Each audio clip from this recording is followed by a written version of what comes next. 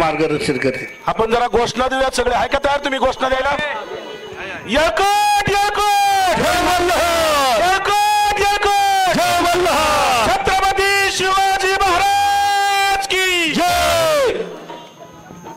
शेतकऱ्यांच्या एकजुटीचा विजय असो, शेतकऱ्यांच्या एकजुटीचा विजय असो. मी पुढे हल्ला बोल म्हणेल, तुम्ही नुसतं हल्ला बोल म्हणा.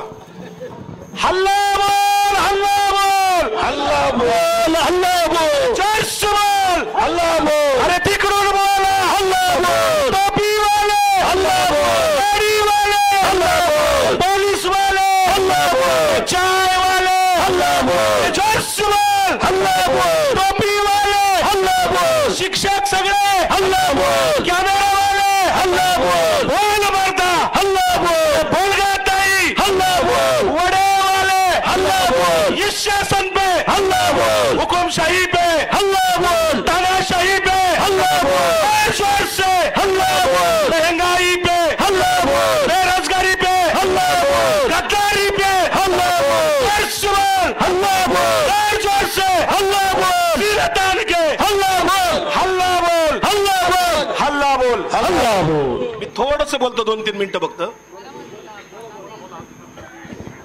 मी आता जे आधी मुद्दे मांडलेत त्या मुद्द्यावर काही रिपीट करत नाही. माझा स्वभाव असा आहे, मला या पुरंदर तालुक्याच्या मातीतच मी शिकलो.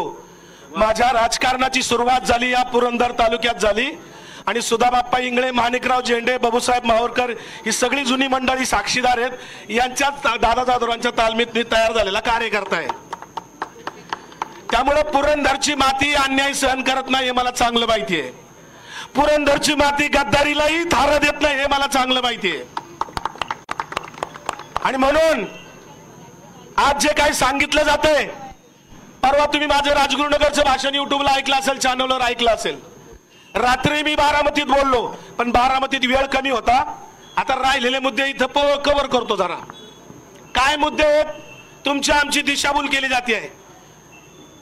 50 खोके एकदम ओके. पहिले उद्धव ठाकरेंच्या पक्षावर मोठा दरोडा टाकला पहिला. 50 खोकेनी एकदम ओके. राजकारणाचा चिखल झाला होय महाराष्ट्रात, असं कधी नव्हतं. मी 91 सालापासून या राजकारणात, समाजकारणात, सार्वजनिक जीवनात वावरतो, पण महाराष्ट्रामध्ये इतकं नालायक पद्धतीचं राजकारण कधी झालं नव्हतं, कधीच नव्हतं. अहो, तुमचा पक्ष फोडायचा, दावा दाखल करायचा, तो पक्षच आमचा आहे हे सांगायचं, त्याच्यासाठी 2,500 कोटी रुपये द्यायचे. 50 खोके एका एकाला. पुढे दुसरा पक्ष पवार साहेबांचा फोडा, तिथं दरोडा टाकला. आणि जाणाऱ्यांनी काय सांगितलं? आम्ही विकासासाठी चाललोय. आता देशाला नरेंद्र मोदी शिवाय पर्याय नाही आणि साहेबांनी रिटायर व्हावं. खर तर साहेबांनी रिटायर व्हावं ही गरज अजितदादांची नाही, ही गरज भाजपाची आहे. ते अजितदादांच्या तोंडून बोलतात फक्त. अजितदादांची गरजच नाही पवार साहेब रिटायर होण्याची, पण भाजपाला डायरेक्ट म्हणता येत नाही म्हणून ते अजितदादाच्या मार्फत बोलतायत. आणि म्हणून पवार साहेबांना रिटायर हो म्हणणाऱ्या लोकांना हे लक्षात यायला पाहिजे, पवार साहेब ही व्यक्ती नाही, पवार साहेब हा एक विचार आहे, लक्षात ठेवा. आणि आमच्यासारखे हजारो लाखो कार्यकर्ते महाराष्ट्रामध्ये पवार साहेबांनी पेरलेले आहेत. जिथं जिथं माणसं पेरलेली आहेत पवार साहेबांनी, ती उगवल्याशिवाय राहणार नाहीत. डॉक्टर बाबासाहेब आंबेडकर म्हणायचे, शिक्षण हे वाघिणीचं दूध असतं आणि ते दूध जो घेईल तो गुरगुरल्याशिवाय राहणार नाही. अरे पवार साहेबांच्या पुलोद आघाडीबद्दल बोललं जातं. थोडं शांत बसा, मला मध्ये बोललेलं चालत नाही. 2 मुद्दे सांगतो, माझं भाषण संपवतो. मला ते क्लिअर करायचे आहेत, कारण लोकांचा गैरसमज झालाय आणि तो गैरसमज कोणी दूर करत नाही.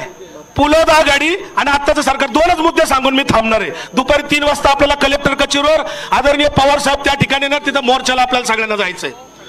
पुलोद आघाडी या पुरंदर तालुक्यातले दादा जाधवराव त्याच्यात होते. पुलोद आघाडी ही पुरोगामी लोकशाही दल होती, प्रतिगामी लोकशाही दल नव्हतं. हे अजितदादांना कुणीतरी सांगावं जाऊन, कुणीतरी सांगा. ते ब्रीफिंग करणारे लोक कोण आहेत दादांच्या भोवती मला कळतच नाही. पुरोगामी लोकशाही दल आहे. पुरोगामी लोकशाही दलामध्ये त्या पुलोद आघाडीमध्ये इथं जुनी सगळी माणसं आहेत. त्याच्यामध्ये SM जोशींच्या समाजवादी नेते सगळे आमदार होते. हो, त्यात भारतीय जनता पार्टी नव्हतीच. भारतीय जनता पार्टीचा जन्मही झालेला नव्हता. ती 81 साली स्थापन झाली. पवार साहेब पुलोद आघाडीत होते ना, 38व्या वर्षी मुख्यमंत्री झाले म्हणतात ना. पवार साहेबांना मुख्यमंत्री करण्यामध्ये ज्यांचा वाटा आहे ते ज्येष्ठ नेते एस.एम. जोशी होते. एस.एम. जोशींनी पवार साहेबांचं नाव सुचवलं. शेकाप त्याच्यामध्ये होती, शेतकरी कामगार पक्ष, जो पवार साहेबांच्या आईचा पक्ष होता. त्यामुळं एन.डी. पाटील होते, मोठी माणसं होती. आणि यशवंतराव चव्हाणांचा त्यांना आशीर्वाद होता. वसंतदादा पाटलांची तक्रार नव्हती, हे लक्षात घ्या. शालिनीताई पाटील जिवंत आहेत, ते वरडून सांगतायत रोज मीडियावर. आता सुद्धा त्यांचं ऐका.